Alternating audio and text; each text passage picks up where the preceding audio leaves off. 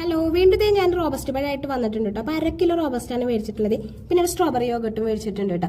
അപ്പോൾ നമ്മൾ ഈ റോബസ്റ്റ് പഴം കുനുകുന അറിയാം, നമ്മുടെ കയ്യിലുള്ള കത്തിയോ വെട്ടോ സ്പൂൺ എന്തെങ്കിലും വെച്ച് ചെയ്യാം കേട്ടോ. ഞാൻ ഫോർക്കിന്റെ ബാക്ക് കൊണ്ടാണ് ഇത് അരിഞ്ഞെടുക്കുന്നത്. അപ്പോൾ നന്നായിട്ട് അരിഞ്ഞിട്ടുണ്ട്. പിന്നെ നമ്മുടെ സ്ട്രോബെറി യോഗട്ട് അതിലേക്ക് പൊളിച്ചിട്ട് അങ്ങോട്ട് ഒഴിക്കുക. എന്നിട്ട് മിക്സ് ചെയ്ത് കഴിഞ്ഞാൽ സാധനം റെഡി ആയിട്ടുണ്ട്. അപ്പോൾ വീണ്ടും നമ്മൾ ഉണ്ടാക്കാൻ പോകുന്നത് ഒരു ഫ്രൂട്ട് ബൗൾ തന്നെയാണ് കേട്ടോ. വിശപ്പാണ് അത് കാരണം കൊണ്ട്. അപ്പോൾ നമ്മൾ ആ സ്ട്രോബെറിയുടെ ആ മൂടിയില്ലേ, അതൊക്കെ ആദ്യം കൊണ്ട് നക്കി തുടച്ച് തിന്നു.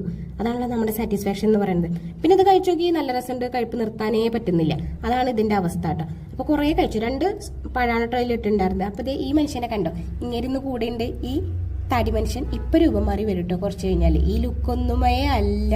അപ്പൊ വീണ്ടും പഴം അരിഞ്ഞിട്ടു കേട്ടോ, ഞങ്ങൾക്ക് തികയാത്ത കാരണം കൊണ്ട്. ഇത് കണ്ടില്ലേ, ലുക്ക് മാറിയിട്ടുണ്ട്. ഈ ലുക്ക് കാണുമ്പോൾ ആരെ പോലെ തോന്നുന്നത്? ചിന്നു പറഞ്ഞു ഇതൊരു പോലീസ് ലുക്കാണെന്ന്. എനിക്ക് കണ്ടിട്ട് എനിക്ക് ചിരിയാണ് കേട്ടോ വന്നിട്ടുണ്ടായിരുന്നത്. അപ്പൊ ഈ ലുക്കിന് നമ്മൾ 10ൽ എത്ര മാർക്ക് കൊടുക്കണം? പിന്നെ എന്തായാലും പോയി വരുമ്പോൾ നമുക്ക് മുളക് ബജിയും പരിപ്പൊടിയും കൊണ്ടുവന്നിട്ടുണ്ടായിരുന്നു. മുളക് ബജി കാണുന്ന പോലെ അല്ല കേട്ടോ. ഒരൊറ്റ കടിയിൽ തന്നെ എനിക്ക് സംഭവം മനസ്സിലായിട്ട് നല്ല എരിവ്. എരിഞ്ഞിട്ട് ഞാൻ ഇരുന്നും കെടുന്നും നിന്നും എന്തൊക്കെയാ ചെയ്യണ്ടേന്ന് എനിക്ക് അറിയണില്ല കേട്ടോ. അങ്ങനെയാണ് നിന്നിട്ടുണ്ടായിരുന്നത്. അപ്പൊ നമ്മൾ വീട്ടിലെത്തി വൈകിട്ട്. അപ്പൊ ഉണ്ണി ഇതുവരെ കണ്ടിട്ടില്ല കേട്ടോ ഇങ്ങനെ താടി പഠിച്ചിട്ടുള്ള സംഭവം.